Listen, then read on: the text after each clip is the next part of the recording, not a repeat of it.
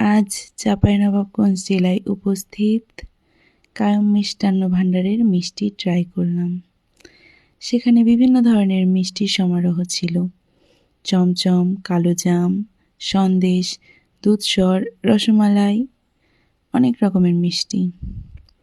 তাদের মিষ্টির অনেক নামডাকও আছে, যে কারণে দূর দূরান্ত থেকে তাদের মিষ্টি ট্রাই করতে লোকজন ছুটে আসে।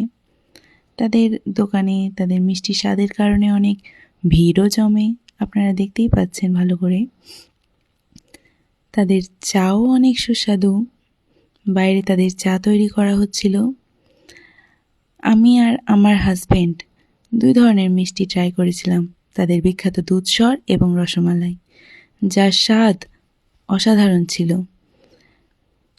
সুস্বাদু মিষ্টি সত্যিই অনেক ভালো এবং তাদের চাও অনেক সুস্বাদু ছিল।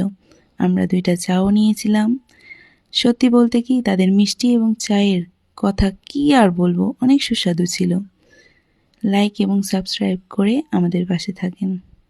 ধন্যবাদ।